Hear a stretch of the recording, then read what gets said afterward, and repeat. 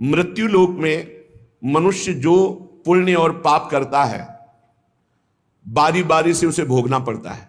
बहुत ध्यान से सुनोगे तो आपको बड़ी सावधानी प्राप्त हो जाएगी। जो छोटी मोटी गलतियां आप हंसी खेल में करते हैं वो भी आपको दंड भोगना पड़ेगा। ये पाप और पुण्य बिना भोगे नष्ट नहीं होते कि आपने पाप कर दिया और दान दे दिया तो वो पाप कट गया, ऐसा नहीं है। पुण्य का अलग विभाग होगा, पाप का अलग विभाग होगा। अगर काट सकते हैं तो सिर्फ भगवान काट सकते हैं। भगवान का भजन काट सकता है, दूसरा नहीं। लाखों जन्मों में जो तुमने पाप और पुण्य किया है, जो एकत्रित है, उसका नाम है संचित कर्म। संचित पाप और पुण्य। और उससे जब मनुष्य शरीर मिलता है या जो शरीर मिलता है, उससे जो हिसाब निकाल करके कुछ पुण्य और कुछ पाप, उसे प्रारब्ध भोग कहते हैं। फिर यहां कर जो नवीन कर्म किया जाता है उसे क्रियमाण कहते हैं। मनुष्यों के लिए जो उनका जमा हुआ पाप और पुण्य है वो अंकुरित होकर बढ़ता रहता है, ब्याज दर ब्याज। बहुत दुर्गति होती है, इसीलिए बहुत जन्म हम भोगे तो भी अपने संचित कर्म को नहीं भोग सकते। जैसे बीज मिट्टी और जल की आकांक्षा करता है तभी वो उत्तम वृक्ष रूप धारण करता है, ऐसे ही पाप और पुण्य उसे प्रेरित करके पुनः पाप करवाता है, प्रेरित करके पुण्य पुनः पुण्य करवाता है। अगर पाप कर्म में रहती है तो पाप पर पाप, पाप पर पाप, और ये एकत्रित होकर वृक्ष रूप होकर समय स्थान वो निश्चित करेगा। पाप तुम्हें कहां दंड देना है, समय स्थान। बुरी दशा आने के पहले बुद्धि बदली जाती है, उसकी बुद्धि बदल दी गई।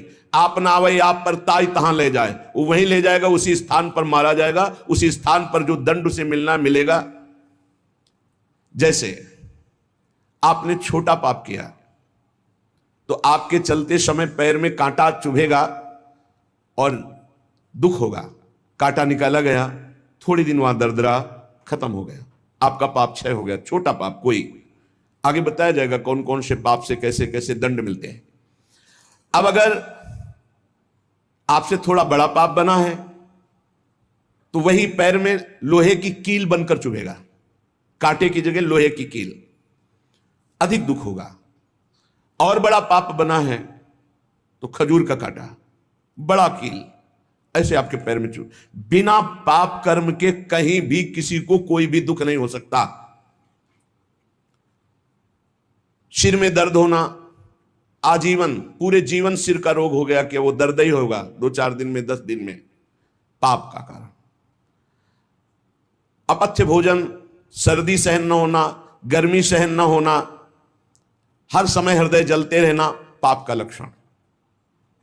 भिन्न भिन्न पाप भिन्न भिन्न प्रकार के दुख देते हैं दीर्घ काल तक। शस्त्र और अग्नि आदि का भय ये पाप के कारण होता है। अनेक जन्मों के संचित पाप, कोई इसी जन्म के केवल नहीं है, वो केवल मंडराते रहते हैं आकाश में दंड देने के लिए, समय इंतजार करते हैं। जैसे नरक में पड़े हुए जीव तुम देख रहे हो, घोर पाप का फल भोग रहे, केवल दिखाया गया था नरक। जानते हो किस बात से? कल याद होगा सुमति जी ने पानी पीने जाने वाली गौओं को वैश्य कुल में 7वें जन्म में जन्मे जब थे तो उन्होंने उनको नहीं पीने दिया, इसके अपराध से उनको नरक दिखाया गया था। तो वो यमदूतों से प्रश्न करते जाते हैं और उनका उत्तर यमदूत देते जाते हैं। ये जो तुम देख रहे हो तड़पते हुए जीवों को नरक में, महापापी लोग हैं, अपने पाप का फल भोग रहे हैं। जब कोई पुण्यात्मा होता है तो स्वर्गलोक में जाता है, देवताओं के साथ रहता है, गंधर्व उसका गुणगान करते हैं, अप्सराओं का नाना प्रकार से सुख उठाते हैं।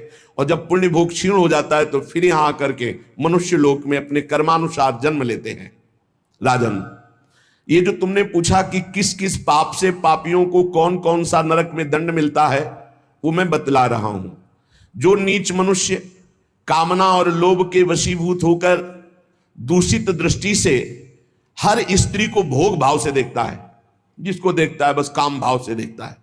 बोले जो दुष्ट दूषित भाव से माताओं बहनों को भोग दृष्टि से देखता है, तो यहां बड़ी बड़ी चोंच वाले वज्र के समान जिनकी चोंच ऐसे गिद्ध बार बार हजारों वर्ष उनकी आंखों को नोचते और खाते रहते हैं, वो आंखें बार बार होती रहती हैं, बार बार निकालते, यही वहां है कि मरना नहीं है। उनकी दोनों आंखों को वज्र तुल्य नरक के पंछी बार बार निकालते हैं और खाते हैं, और उनके पुनः नए नए नेत्र उत्पन्न हो जाते हैं। इस पापी को पलक झपकने तक के लिए विश्राम नहीं मिलता, निमिष तक के लिए कि थोड़ा चैन मिल जाए, महान दुख होता रहता है। हजारों वर्ष तक उसको इस नेत्र दर्द पीड़ा भोगनी पड़ती है। और फिर जब मृत्युलोक में जन्मता है तो नेत्र रोगी पैदा होता है। वो यहां पैदा होगा नेत्र रोगी, या नेत्र ही नहीं है या नेत्रों में दिखाई नहीं दे रहा, कई तरह के व्यवधान, जिन्होंने नेत्रों का दुरुपयोग किया। अब जिन लोगों ने, जिनको तुम देख रहे हो इनकी जबान काटी जाती, बार बार जबान नोची जाती है, ये वही लोग हैं जो शास्त्र का गलत उपदेश किए हैं, गलत अर्थ किए हैं, अपनी वासना की पूर्ति के लिए शास्त्र का गलत प्रयोग किए हैं, जो किसी को गलत सलाह दी है तो इनकी जबान बार बार छोटे छोटे हिस्से में तलवार से काटी जाती है। शास्त्र का उल्टा अर्थ बताया, उसकी जबान को वहां हजारों वर्ष काटा जाता है। खिलवाड़ नहीं, प्रश्न उत्तर कर देना। अगर आपका उत्तर गलत है तो आप नरक जाएंगे। प्रश्न करता तो आप पर श्रद्धा करके पूछ रहा है और आपने मनमानी उत्तर दे दिया और वैसा आचरण कर दिया तो उसको पाप नहीं लगेगा, पाप आपको लगेगा क्योंकि आपने आदेश किया है और आपकी दुर्गति हो जाएगी। इसीलिए अनाधिकारी को जब जनक जी महाराज विदेह राज ने पूछा, निमि जी ने नवयोगेश्वरों से कि मैंने यही प्रश्न कर्म के विषय में सनकादि से पूछा था, वो मौन थे, कोई उत्तर नहीं दिया, क्यों? तो बोले उस समय आपका ज्ञान जागृत नहीं हुआ था, आप उस समय अनाधिकारी थे, कर्म का बड़ा सूक्ष्म विषय होता है, इसीलिए वो मौन थे। ऐसा नहीं कि हर प्रश्न का उत्तर फटाक से दे दे, और वो गलत है अगर उत्तर तो शास्त्र सम्मत नहीं है तो उत्तर देने वाले को नरक का दंड मिलेगा, उसकी जबान हजारों वर्ष वहां काटी जाएगी। जो शास्त्र का गलत अर्थ करता है, जो शास्त्र को अपनी वासना पूर्ति के लिए घुमा करके बोलता है, जो किसी को बुरी सलाह देता है, उसकी जबान यहां काटी जाती है, जो देख रहे हो। और हे सुमति जी, जो वेद की निंदा करते हैं, देवताओं की निंदा करते हैं, संतों की निंदा करते हैं, वैष्णव की निंदा करते हैं, गुरु की निंदा करते हैं, गुरु पर दोष दृष्टि करते हैं, गुरु को वक्र दृष्टि से देखते हैं, क्रोध दृष्टि से, उन सब को यहां भयंकर वज्र तुल्य वाले जिनकी चोंच है, ऐसे पक्षी गिरा गिरा करके उनके अंगों को नोचते हैं, जबान, आंख और उनके शरीर के अंगों को। जितने निमेष तक उनके द्वारा ये जिह्वा जनित पाप हुआ है, उतने हजार वर्ष तक उनको पक्षी नोचते हैं। जो नराधम बिना दोष के दो मित्रों में फूट डाल देते हैं, एक दूसरे की चुगली करके, पिता पुत्र स्वजन में भेद पैदा कर देते हैं। और जो पुरोहित, बहुत ध्यान देने योग्य बात, अनुष्ठान का संकल्प लेता लेकिन अनुष्ठान पूर्ण नहीं करता, जजमान को क्या पता। जो पुरोहित जजमान से नियत संख्या ले ली धन और अनुष्ठान पूरा नहीं किया, या जो अपनी माता और पिता का अपमान किया, जो अपनी शरणागत, अपने अर्धांग विराजमान पाणिग्रहण की हुई पत्नी का विविध प्रकार से अपमान और शोषण किया, वो यहां आरे से चीरे जाते हैं हजारों वर्ष तक। दिखाया, देखो ये बीच आरे से आराम आराम से एक एक अंग चीरे जाते हैं। उस पुरोहित को भी दंड मिलता है, उस पुत्र को दंड मिलता है जो माता पिता का अपमान, उस पति को दंड मिलता है जो पत्नी का शोषण, उस पत्नी को दंड मिलता है जो पति से छल करती है। आप खुली आंख इनकी दुर्गति देख सकते हैं।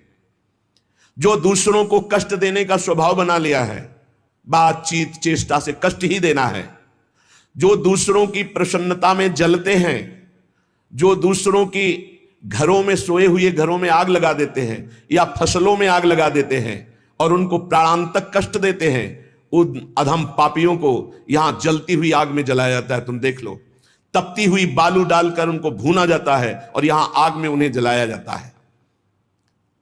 जो एक जगह निमंत्रण मिला, फिर दूसरी जगह निमंत्रण मिला, तो पहले निमंत्रण वाले को छोड़ करके दूसरे के यहां निमंत्रण पाकर फिर पहले वाले के यहां निमंत्रण पाने गया। ऐसा नहीं है, यह नर्क का कारण बन जाएगा। एक जगह निमंत्रण है, वहां गए, अगर हम भूखे हैं तो भूखे, नहीं मिला तो नहीं मिला, अब दूसरे दिन देखा जाएगा। 2 3 4 निमंत्रण, ऐसा नहीं। जो ब्रह्मर्षि किसी देव कार्य के लिए, पितृ कार्य के लिए यजमान के द्वारा निमंत्रित किया गया और वो दूसरी जगह भोजन कर लिया, दूसरे निमंत्रण को स्वीकार करके फिर उसके यहां भोजन करने गया, तो उसको यहां नरक में 2 टुकड़े करने वाला दंड मिलता, बार बार उसके 2 टुकड़े। ये बार बार बहुत जगह भंडारा, बहुत जगह निमंत्रण, ये ऐसा नहीं है, सिद्धांत है। तुम भूखे हो तो एक जगह चले जाओ और अपना पेट भरो, भजन करो। ये नहीं कि 5 जगह चले गए तो खूब दक्षिणा 5 जगह की मिली तो सुन लो। ये तस्मा शास्त्रम प्रमाणम, ये शास्त्र है, मनमानी नहीं। पहले ऐसा कभी ब्रह्म ऋषि जन नहीं करते थे। 5 घरों में भिक्षा मांग लो या निमंत्रण है तो एक जगह जाके पेट भर लो जो रूखा सूखा मिले। ये 14 जगह भंडारा, 14 जगह निमंत्रण, तो उसकी व्यवस्था है। ये नरकगामी बना देगा, बुद्धि भ्रष्ट हो जाएगी। जो सदैव कड़वी बातें बोलकर लोगों के दिल पर चोट पहुंचाते रहते हैं। कुछ लोगों का ऐसा स्वभाव होता है, जब बोलेंगे तो हृदय की पीड़ा प्रकट हो ही जाए, ऐसा उनका है। ऐसे हैं वो, ऐसे बोलते हैं कि अत्यंत पीड़ा दे। ऐसा करने वालों को यहां के पक्षी टूट पड़ते नरक में लाते हैं, नोच नोच करके उनको खाते हैं। जो यहां किसी की चुगली करता है उसकी जिह्वा तेज छुरे से बार बार ऐसे ऐसे चीरी जाती है, फिर पूरी हो जाती है, फिर चीरी जाती है। जिन्होंने उद्दंडतावश अपने पूज्य जनों का अनादर किया, उनको मारा पीटा, गुरुजनों को, अपने गुरु को, माता को, पिता को, बाबा को, पितामह को, ये पूज्य जन है, ये गुरु के समान पूज्य है। जो अपने गुरुजनों को, पूज्य जनों को अनादर करता है, दंड देता है, मारता है, पीटता है, वो देखो ये कुंड बने हैं विष्ठा के, पीब के और मूत्र के। मूत्र का कुंड, विष्ठा का और पीब का। नीचे करके मुख उन्हीं कुंडों में डाल दिया जाता है, ऊपर से पैक कर दिया जाता है। हजारों वर्ष वही खाओ वही सड़ो, कितना भयानक कष्ट है। नीचे के मुख करके उसमें डाल दिया जाता है।